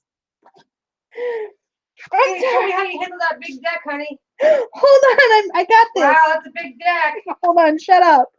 Okay, I got one half in each hand. I managed to rifle it. Okay, we're good. You said that sounds painful. They're being real bad, you guys. You know what? I just looked at you and you turned purple, and I just had to go with it. Yeah. The Oracle deck is called the Inner Star Oracle. Inner Star or I love me some big decks too. Peggy's making really, really dirty faces at me right now. I'm just wondering if it fits in her mouth. You just couldn't help yourself. I couldn't help myself, no. No, I couldn't help myself. Big deck will never not be funny. Agreed. Time Nexus Peggy, you've got some serious tokens to cash in. Peggy, you need to get Lisa to start shopping from your Etsy store. No, you guys, no. What are you doing? Actually, I do that sometimes, and how it looks is that I find a bag and then I delist it. I come home and she says, oh, by the way, I delisted a couple of things. Oopies. Well, sometimes they go on the shop before I see them, and I don't think that's how this should go. It shouldn't. A little entitled much? Little entitled. Okay, anyways. Entitled. It does shuffle well. I will tell you guys the absolute limit for me for, hold on, your hand? Stop. The absolute limit for me for rifle shuffling is the Dark Mansion Large Edition. That one I can barely rifle shuffle. And this one is a little shorter, so I can actually rifle shuffle it properly. It barely fits. But I do have big hands. Stop freaking laughing. Stop it. Peggy's a pig. Okay, so this is the Ancestral Path Tarot, and this is the Tao Oracle. You see what I mean? Like, I just feel like the art style is much more like earthy and like, do you guys know what I mean? And I haven't worked with this in a while. It's a big deck, yeah. This one's not a big deck. This is a normal deck. Oh. Night Sacred Keep. I know I've been on for forever. So you do have some perspective on what's normal and what's Will you stop? I'm talking about your decks. Have you guys seen this Tao Oracle, by the way? Because this is a stunner.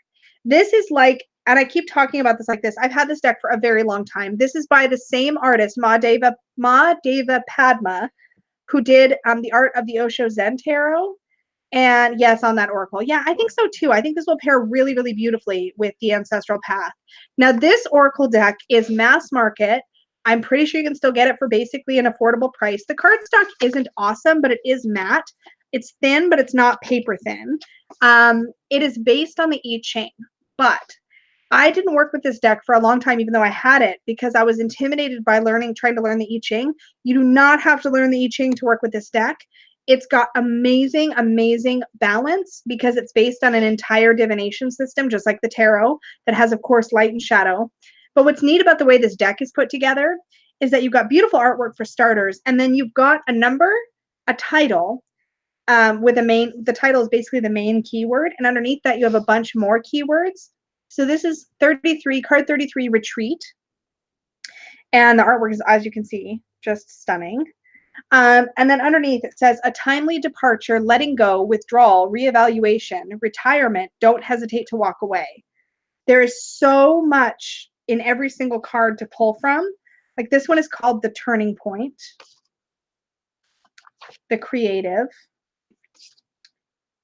Duration.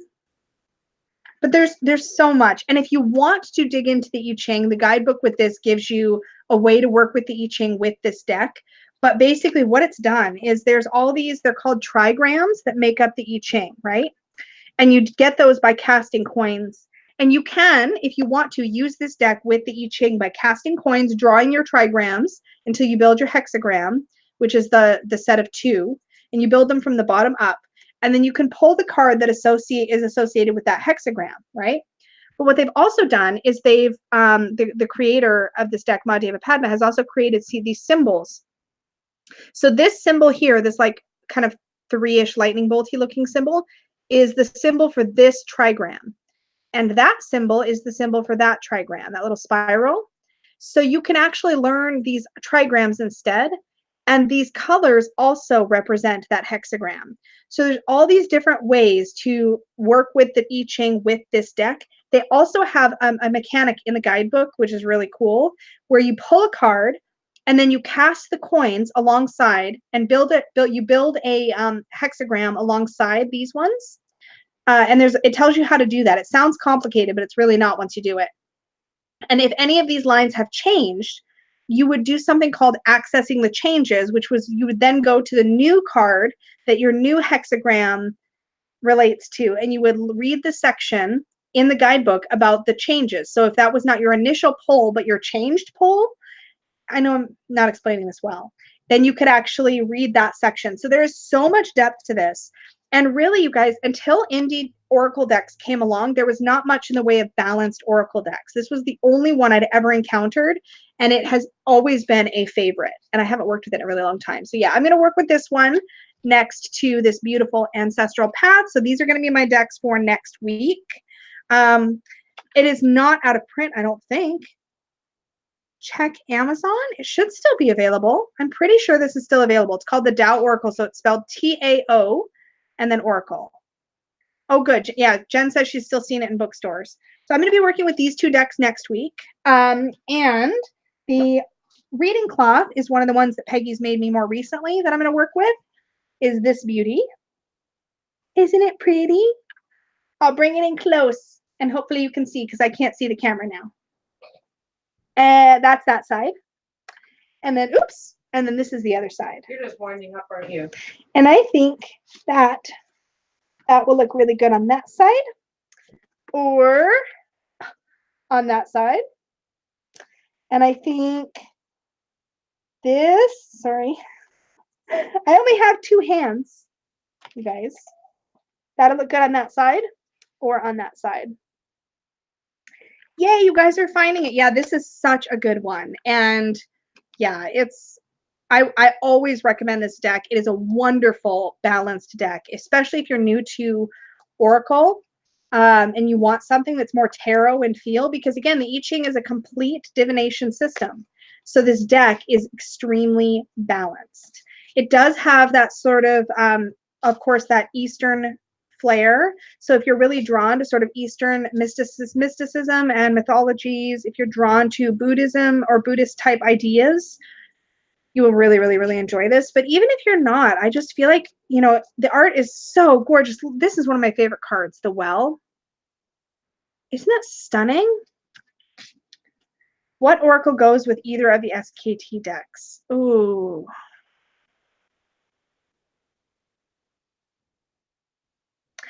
I feel like you almost need something sigil-y.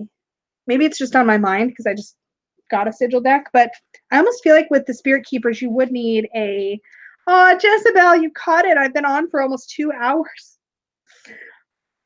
Oh, I just remembered. And in with my Tao Oracle, I actually keep 3 pennies so that I can cast the trigrams and the hexagrams if I want to. Nothing seems to pair with it. Yeah, I don't know. I almost feel like, yeah, sigil might be a good thought. I don't know that I would grab for something like this because this feels a little too colorful. Maybe, yeah, I don't know. What about the Threads of Fate, maybe? Which is the other sigil-y oracle that I looked at and almost got. What have I done? Some of my cards are upside down. Oh, just one. Okay, we're good. Black and gold soul cards tarot, but yeah, that's another tarot though. But if you want an oracle, you know what might be good is almost like a deck with words. I almost am thinking like the universe has your back, which is very affirmative. I don't know. What about, you know what would work really well next to the Spirit Keepers Tarot if you're into it is runes. Or yeah, like Jen said, like a moon deck might go really nice with it, like a moon phase deck. Or like a moon or moon-based oracle deck. I don't have any of those, but yeah. Yeah, I could see that. Yeah, I should really wrap this up. It's like 10 o'clock. I've been on for like 2 hours. It was fun though. This is fun. So I did this instead of my weekly deck review video on Sunday. So you will see me tomorrow morning for Self-Worth Saturday. Where's my bag? I was looking for my bag for this deck. I just got this deck today. It doesn't have a bag yet. What is my problem? The Buddha Wisdom Oracle. Yeah, runes I feel like would go beautifully with the Spirit Keepers. Whether they're witches runes or traditional, like, I was going to say Nordic runes. Please tell me that's right. I'm new to runes. But my runes are onyx, black onyx. So they aesthetically go really well with my first edition Spirit Keepers, but that's an aesthetic thing. Oh, the Super Oracle. That makes sense. If I had that one. The Super Oracle, from what I've seen of it, sounds like it would go really well with either the Vitruvian or the first edition Spirit Keepers. Yeah, that's actually a really good idea. I like that. Yeah, that. Do you have the Super Oracle, Christine? Aha. Yeah, I am kind of glad I didn't pick that one up. Yeah. This is the backs. So beautiful. It reminds me of like a pearl of wisdom. I was gonna flip through the backs, like there's, yeah. Anyways, I'm legit wrapping this up because I need to have a sandwich and then I need to go to bed. Yeah, that's what's happening. Because I'm going to be back here bright and early tomorrow. Don't forget, you guys, tomorrow morning at 8 my time, so 8 Pacific, whatever time that is your time, Simon will be interviewing Dani Mystic.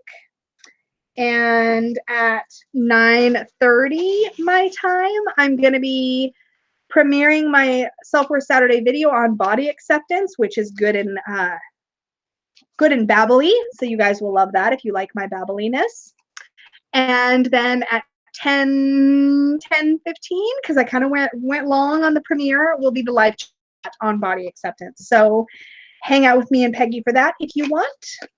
Remember to do all of those good things, like hit the like button and subscribe if you're not already, and share this with all your friends if you want them to watch me talk for 2 hours straight. That sort of thing.